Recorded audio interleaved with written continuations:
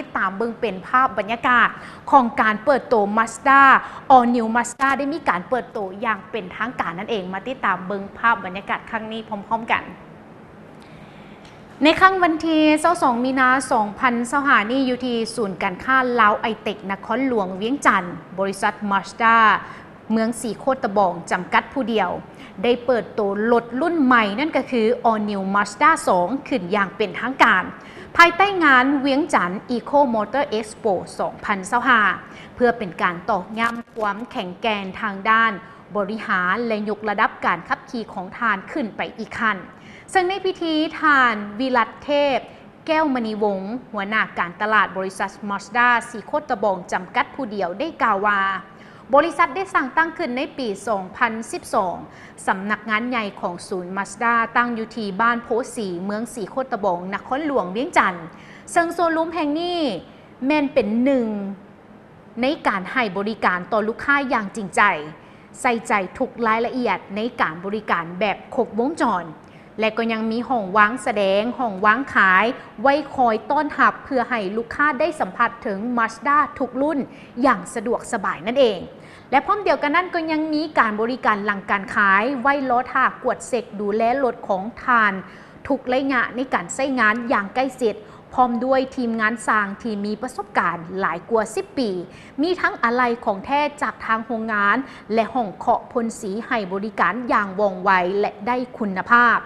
สำหรับรถรุ่นใหม่ All New Mazda 2 ซึ่งมี 2 รุ่นให้ทานได้สัมผัสในรุ่นเก๋ง 4 ประตูที่ให้เป็นแบบพรีเมียมและรุ่น 5 ประตูที่ให้กลิ่นอายของความเป็นสปอร์ตพร้อมกับเครื่องจักร 1.5 ลิตรมาพร้อมกับระบบเทคโนโลยี Sky Activity G ที่ให้กำลังแหงพร้อมทั้งประหยัดน้ำมันให้ความนุ่มนวลและก็เพลิดเพลินกับการขับขี่เป็นรถที่นำเข้าและผลิตจากโรงงาน Mazda ในประเทศญี่ปุ่นโดยตรงและขึ้นชื่อเรื่องของคุณภาพสมรรถนะในการขับขี่อย่างสมบูรณ์แบบตามคอนเซปต์ The Perfect of Driving ซึ่งวันในโอกาสดังกล่าวนี้ทานวิรัตเทพแก้วมณีวงศ์ก็ได้แสดงความขอบใจต่อลูกค้าที่นำไส้รถยี่ห้อ Mazda และกำลังตัดสินใจซื้อรถยี่ห้อ Mazda ซึ่งทางบริษัทได้ให้คำมั่นสัญญาว่าจะดูแลลูกค้าทุกทานเหมือนครอบครัวส่วนรายละเอียดเงื่อนไขขอเสนอสุดพิเศษในงานนี้บรรทานสามารถสอบถามได้เพิ่มเติมอยู่ที่เคาน์เตอร์ที่มี